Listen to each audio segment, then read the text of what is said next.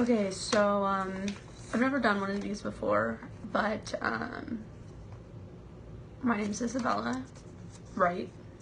I'm pretty sure everyone that is going to watch this, or most people that watch this, know who I am. 26 years old, and I wrote kind of a makeshift script because I felt like it was easier to discuss what I'm about to discuss if I just kind of wrote down stuff, but the end is more, I'm just gonna like add on parts here and there, and the end is kind of just gonna be by whatever I want to say. But I want to start this video by saying some things I'm about to discuss are not suitable for younger ears.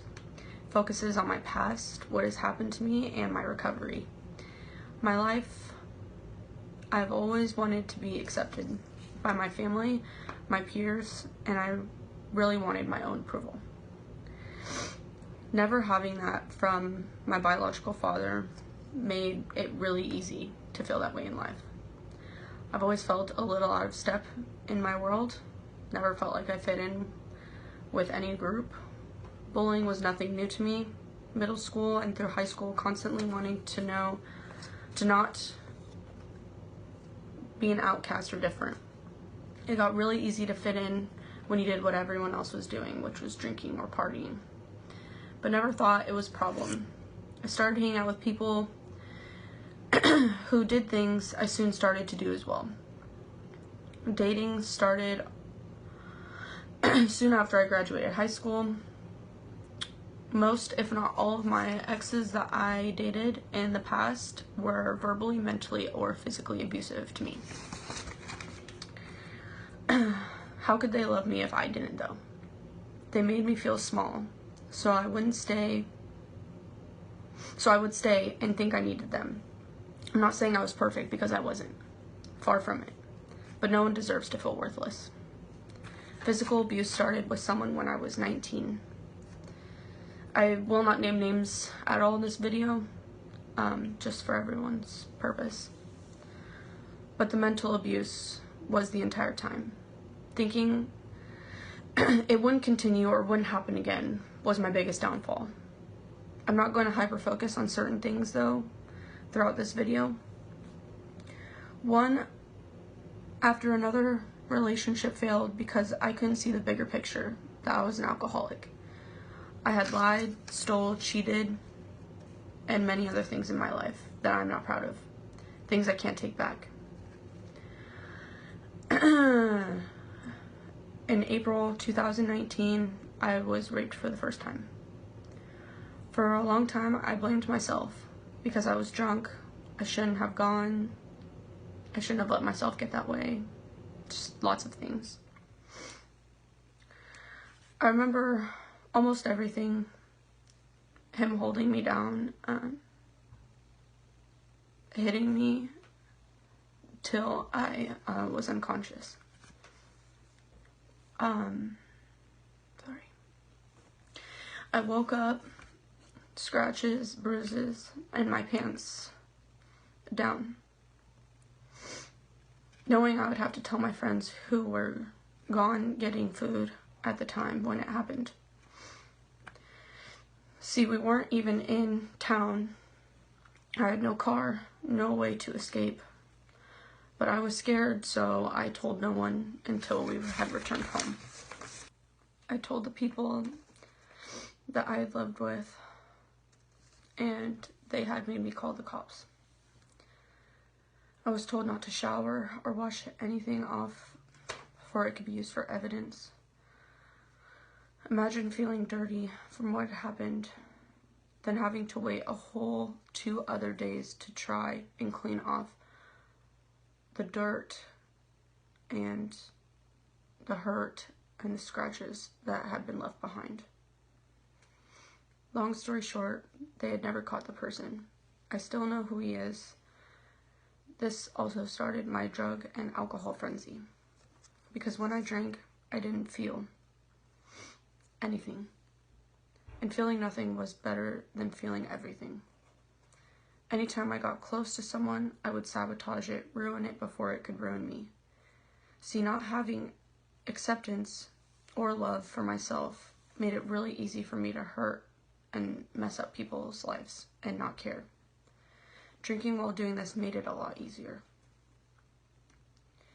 With other people, I had no respect for or for myself. From there, I met someone else who was pretty much only dating me because I was the life of the party and I brought girls around. But always remembered to remind me how small I was and never validate me or us as a couple. And everyone likes to feel wanted, special, important, someone proud to have them. And if you don't agree, you're lying. That toxic relationship soon ended with his sociopathic narcissistic abuse. For those who don't know, it is a form of emotional abuse projected by narcissistic, primarily emotional and psychological abuse. It categorizes in financial, spiritual, and your sexuality. See, I was never enough for him unless I brought other girls or something that was in it for him. It was always, what have you done for me lately? What have you given me? At this point, I hadn't told anyone what happened. But like all people who have been in a toxic, abusive relationship, it's good when it's good, but when it's bad, it's really bad. This abuse was the most psychological one. Constantly feeling like I was going to be hurt. Constantly feeling like I was small and not wanted and worthless. Mind you, I was on and off with this said person because I was not girlfriend material. I had no business dating, if I'm being completely honest. Short-lived, and off he went. After that heartbreak, not being good enough again, I went to drinking more and more. See, if you remember, I couldn't feel anything while I drank, and slowly but surely stopped remembering things too. I let myself get into bad situations, things that could have killed me, but I didn't care. I loved no one, I cared about no one. Good riddance if I was gone. Someone could have killed me in numerous occasions, and I could have as well killed myself, but I didn't care. Human touch has been a hard thing for me to get through. Sexually speaking, nothing has been or felt right ever since that has happened to me. Unless I was drunk and I didn't care anymore. All I saw every time I got close to someone was that guy on top of me. And I still can't breathe sometimes. PTSD is a real thing, my friends. And it's hard for me to sleep at night sometimes because I wake up screaming. Sorry. Then I met him. It sounds all a love story, but let me tell you, this is far from it. The first night we were together, I got alcohol poisoning. Great start to a relationship, right? This person was the easiest to be with because it was convenient. He moved in, would steal me alcohol or anything I wanted because he loved me, right? But like all people who have been in a toxic, abusive relationship, it's good when it's good, and it's bad, it gets really bad. This abuse was the most physical one, constantly fearing I was going to be hurt. He fed my addiction, so why would I leave?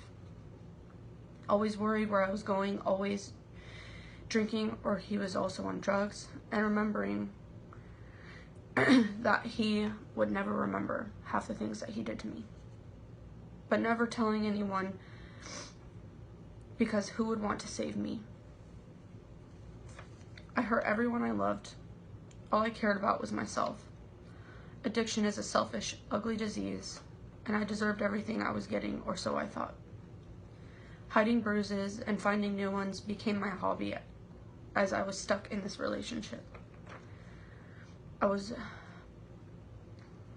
had burned every bridge I had built, but it went from bad to worse when we would go out. Jealousy fueled his rage, and beatings became normal for me. He used bear mace in my face and on my friend's boat. I was bleeding, bruised, couldn't see or breathe. And I didn't regain my sight until the next day. But the burns from it took longer to heal. I knew if I didn't do something, I was going to die. From him or from drinking myself to death to escape this relationship. Deep down, I wanted to change, but change is hard. I drank about 2 handles of vodka a day to self-soothe my disease. It wasn't fun anymore. It just made my shakes go away for a little. It wasn't until someone realized my potential and would not stop reaching out. Connected me to my family again by bringing me to a dinner. I broke down about everything and I moved back that night. This was a hard step, but even harder was breaking my sick bond to him that made me want to go back and continued because I thought I had loved him.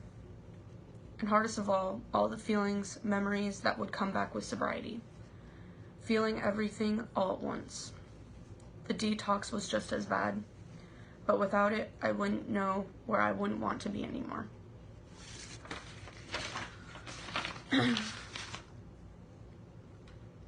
I am 2 months sober today. I couldn't be where I am without certain people in my life. I'm really, really proud of myself because I have been through so much in my life that not many people know about, and it's hard to discuss because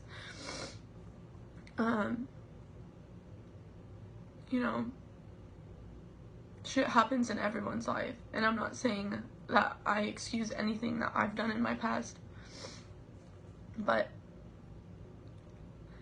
I couldn't be where I am today without a few people helping me along the way and helping me escape that life that I used to live. I'm so grateful for my family and my friends that I have right now, because I don't think I would be alive today without them.